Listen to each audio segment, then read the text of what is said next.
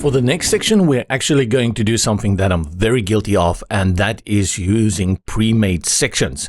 Yes, I'm a big user of them because if I see a layout that someone already has made, no need for me to design it from scratch. I can just bring it in and change out the content. Having said that, the important thing is you do need to know how to change that. And I find often with beginners, they go for the pre-made templates and the pre-made sets, and then they really struggle to adapt the website. And then when it comes to responsive view on tablet and mobile devices, that's often where I can see they slipped up because they didn't understand how this builder works. The focus for our modules is to really get you into the workings of Breakdance, making sure that you understand how to build everything out. And then when you work with one of these pre-made layouts, that you can fully edit it without having to worry what is going on. We are at the last section. I'll just click on the section and then go to Add. This is our control panel on the left. Every time we come here to add an element, we can just go ahead and select elements because by default, it opens up to elements. Next to the elements is another option, and that is the library. Select. And the first one you will see is your own website. There is this drop-down button at the very top, which is called the design set. It's basically categories or folders for different types of design. The first time you open it within the builder, it's going to be this current website. And you can turn that into a design set. One of the things that the people at Breakdance and Oxygen is very, very proud of. We don't want to work with this. We want to find something else. Select the drop-down, and we have a number of sections here. You can see complete sites that you can have a look at and bring in their sections. And then the one that I like is Samba UI Kit. But you will see it says here at the top, soon the design library will only be available in the Pro version. For now, enjoy your free preview, sucker. So we're enjoying it now, and I hope by the time that you are practicing along, it is still there. We'll have to see what happens here. I think there'll always be something free, but it seems that the plan is to remove it completely at some time in the future. While we have access, we go to design set and select Samba. This is a UI kit, and it gives you so many categories. It's a mess. I would highly wish that this could have been done alphabetically. Then I know when I search for hero or testimonials, I can easily find the categories I'm looking for. My gut tells me that hero should be at the top. Not so. I find hero down here. So if you want to look at heroes and other big titles, then you can get the sections here. And all you do is click on Add to Page. It will create a new section and drop it in. Naturally, the colors and the fonts will adjust to what you had set in your global typography. What I'm looking for is a contact form. This is where we are currently. So I guess you can go ahead and search contact. I'm going to just have a quick look here. And I'm embarrassed to say that contact is just below heroes and titles. Select contact. And we have a quick look. You have so many forms that you can choose from here.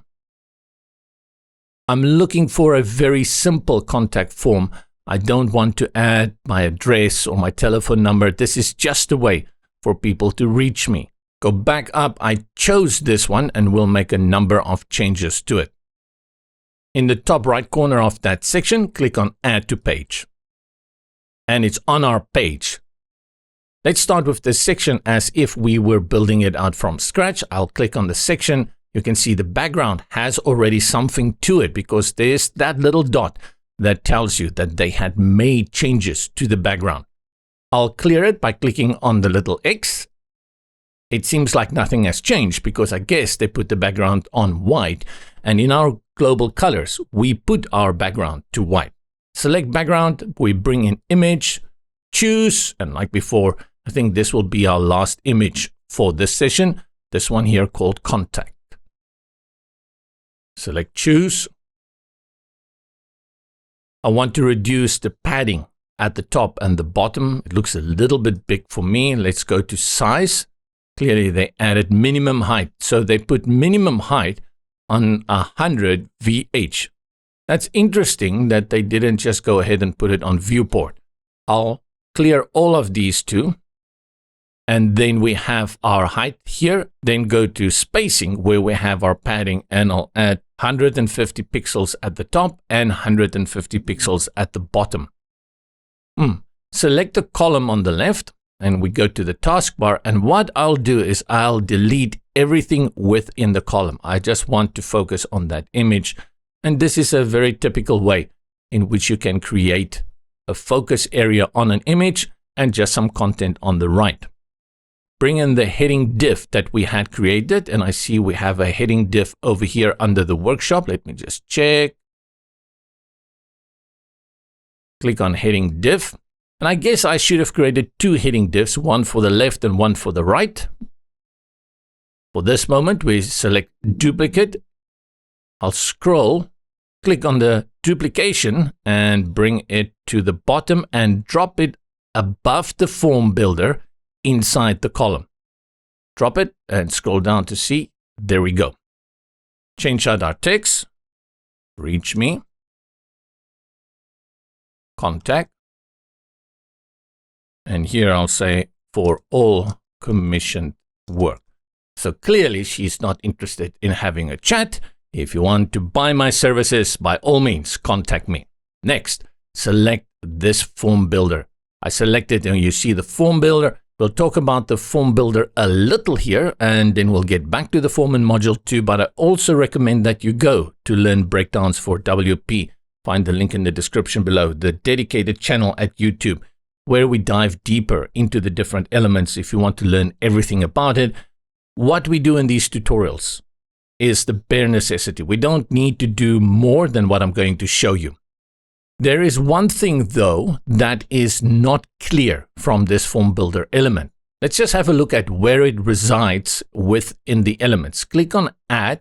In my opinion, it should be a basic element, but I do not see the form builder here.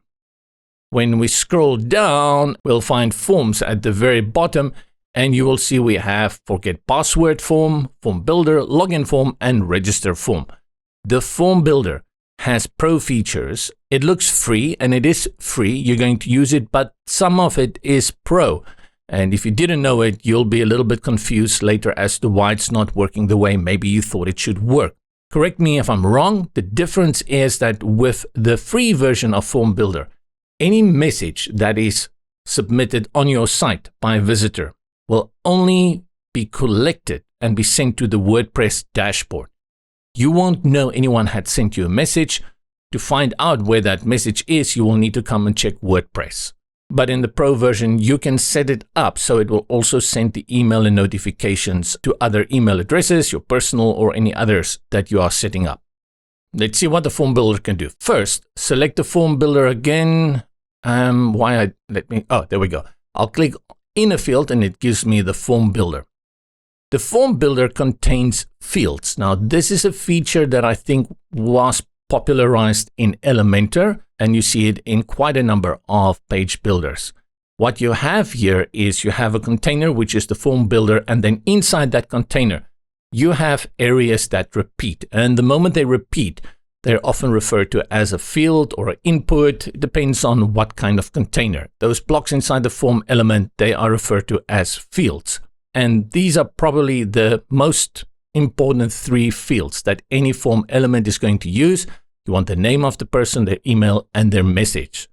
You can change the name for the contact form up here. No need to change it. It's good. It's a contact form. To show you how to add a field, I just want to show you, and then we'll remove it because we're actually not going to use it. Click on Add Field. Under Type, you select the type of field it is. Is it just short text, an email? Is it area or a phone number? And you have so many other options. Like I said, go to Learn Breakdance for WordPress YouTube channel, and you will find how to use these. Go ahead, select phone number, and then you will see that drops here, but it says name, and that's the label. And then we can click there and just call it phone number. There's an option for advanced, and under advanced, you have things like IDs, value, placeholders. Is it required? Let's say it is required. Asking people's phone number often makes those people who are trolling you leave the website alone. They really don't want to give you their phone number. And this you do on a one-by-one basis. To delete the field, you delete it by clicking on the trash can, and you can move them around these fields in the order that you would like. For example, maybe the email first and then your name, and then below that, the message. The submit text is what will appear when someone submits the email, and these are also connected to that, the success and error message. Here's a button I really like, hide form on success. And the second one is the redirect after submit, which is also standard.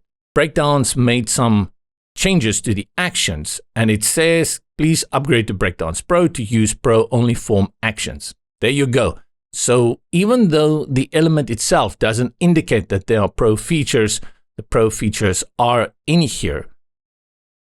Let's style out this column a little bit. I'll go to the column background. The background is on white. I'll reduce the opacity a little bit, very little, just so we can see the background shimmer through. Next, I'll select the form builder again, design layout. We can go to the form, fields, background, and I'll select white, full white. Alternatively, we can go for this antique white and then reduce that also a little bit. Or let's go ahead and delete it completely. And for the submit button, you can also change where it is. If you want it center, nice option here for full width, one I really like, and styles, background. These settings I usually will do under global typography. As I'm happy with this, one change I want to make, click on the main section. I actually want this form to be at the bottom. I'll click here where I see the 150 pixels. I'll remove it to 0. And now my form is at the bottom. Only problem here is I have these rounded corners, which is the radius, and they don't look good on a hard surface like here at the bottom. With that, I believe that is the column. So select column, and the corners you will find under borders. Here you go for radius. I'll clear out the radius, and that should give me nice sharp corners here. Next, we view it for tablet and mobile. Tablet landscape. Good. I can add a little bit more space by going to the first column, select size, and put the first column on 40, and then make the contact form 60. It just gives a little bit more space to work with. Tablet portrait. Here they stacked it. Portrait. Yeah, I think it's okay. They really made it very narrow here. We go to padding. I'm pretty sure this is where it is, and I'll type in 150 on both left and right, and it's straight back where it started. So it's not that. I'll select the column at the top, go to settings, hide on breakpoint, choose breakpoints, and from tablet portrait, I will hide that. Otherwise, this space may affect how it will render on the front. Let's save and go preview it, because at the moment I'm a little bit lost as to how it looks. I'll refresh my page, and let's see. We can first do just the desktop so you can see that it will look good here. I have no doubt. And then when we get here, so that space is just the margins that we've added at the top. It's hard to the bottom, and on these devices I may want to add some space at the bottom. On the other hand, we're going to put a footer there in the next chapter, so no need for that. And that is our form. You can go ahead and test it out, add your email, your name, and your message. Let's do that on the front end. I'll copy the URL, click on the form builder, and there is one thing here. If we go back to the settings and we go to actions that we need to do for this form to work, and that is to remove the actions after submissions. Not sure why this is there. Maybe it is just to lock you into the fact that there are actually pro features. So actions after submission, remove those.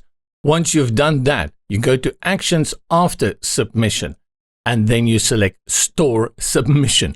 Now this one, I struggled a bit with this because I thought store meant something like WooCommerce.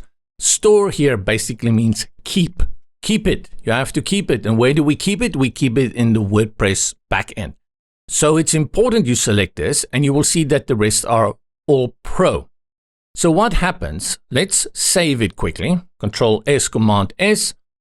I'll copy my URL. Then I'll open a new tab, paste the URL, scroll to the bottom where the form is, and see that the submit button is orange, which means you can submit it.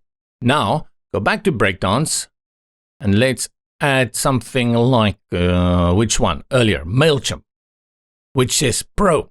And remember, we saw this Pro little notice previously.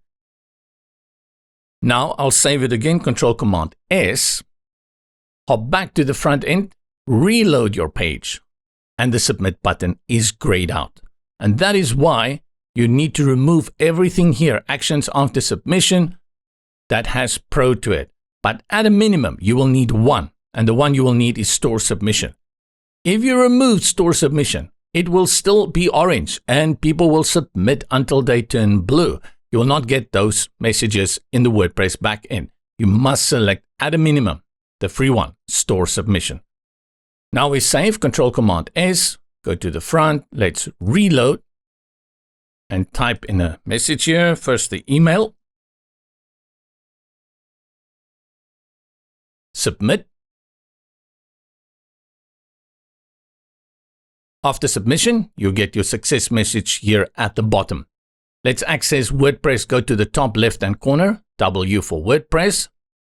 In the navigation sidebar on the left, Breakdance, and then Form Submissions. And there is the email we have just sent.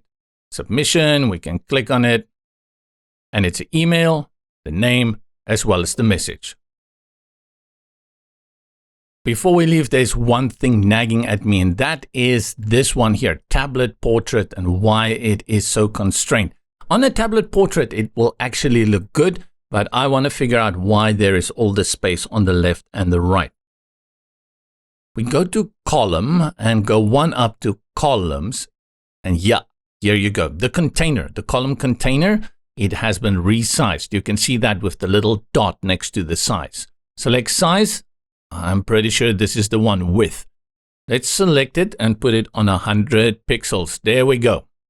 And if I were to put it now on percentage, it should stretch the whole container. Good. Now at least I know where this is coming from. I'm going to put it on 60%, a little bit bigger. And we are done with the entire page. The next one, we're going to tackle the footer at the bottom. After that, we're going to do navigation.